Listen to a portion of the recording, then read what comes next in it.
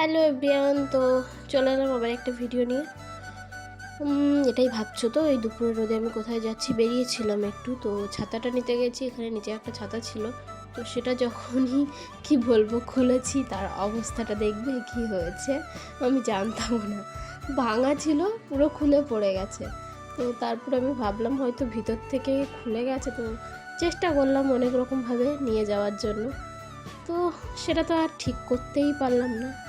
লাস্টে এতটাই অধৈর্য হয়ে গেলাম যে এটাকে ফেলে রেখেই চলে যেতে হলো, যেহেতু আর উপরে উঠতে ইচ্ছা করছিল না যে আবার গিয়ে ছাতা আনি।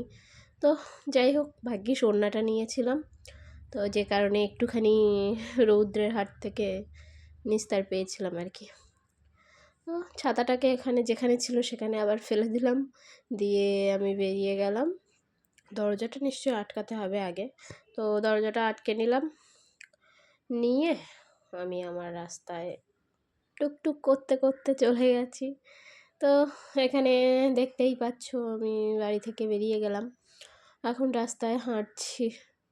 আর কি করব, দুপুরে রৌদ্রে সত্যি প্রচণ্ড ক্লান্ত লাগছে। অ্যাকচুয়ালি আমি যাচ্ছিলাম একটু পুজোর জন্য ফুল আনতে, যেহেতু দুদিন ধরে ঠিকঠাক ভালোভাবে পুজো দিতেই পারছি না, ঠাকুর ঘরে যাওয়াই হচ্ছে না আমার, কেননা শরীর এতটাই খারাপ যে আমি উঠতেই পারছিলাম না। তো তারপরে এই যে রাস্তায় চোখ মুখের অবস্থা খুবই খারাপ, তো কেউ কিছু মনে করো না আর কি। এখানে হাঁটতে হাঁটতে যাচ্ছি, আর কি করব, কেউ তো আর নেই যে তাকে একটু সাথে নেব, তাই একাই যেতে হচ্ছে। তো একা চলা ভালো।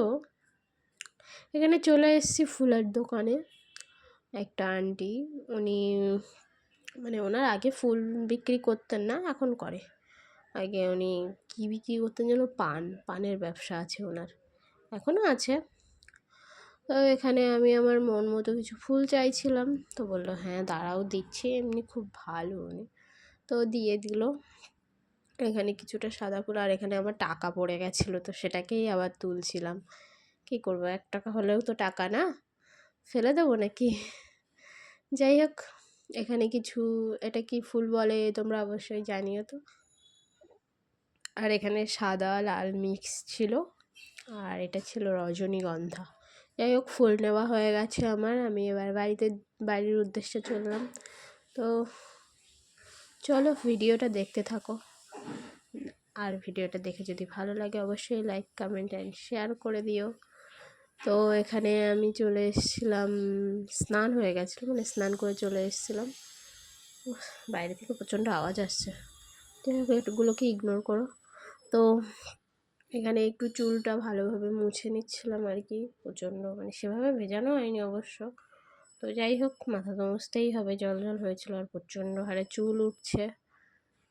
তো সব কিছু সেভাবে নিয়েই চলতে হবে, যেভাবে চালানো যায় আর কি।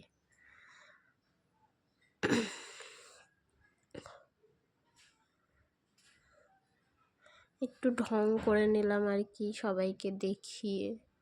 ঢং করতে এমনি ভালোই পারি। তো যাই হোক, চলো খাওয়া দাওয়া করে নেওয়া যাক, পেটে প্রচণ্ড ইঁদুর দৌড়াচ্ছে। এখানে ছিল একটা শুক্তো, পেঁপে, আলু, আরও কি সব পুঁটি মাছ দিয়েছিল। তো তারপরে এটাকে তো ফিনিশ করতে না করতে, এটা ছিল পাবদা মাছের ঝাল, আর তেমন কিছু ছিল না, ছিল বলতে একটু চাটনি, তো সেটা আর ক্লিপে নেওয়া হয়নি। তো টাটা।